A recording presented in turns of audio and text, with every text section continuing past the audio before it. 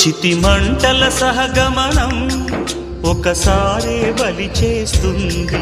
పతి విడిచిన సతిగమనం ప్రతి నిమిషం రగిలిస్తుంది.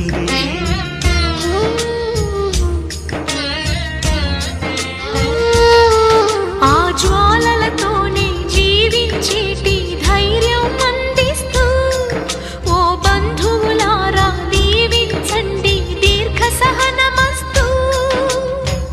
నువ్వు రామా మాంగల్యమా వివాహపు వేదికలో నిన్ను ముడేసిన నిన్నటి వేళ్ళకి విడాకుల వేడుకలో నేడు తెంపడం నేర్పడానికి.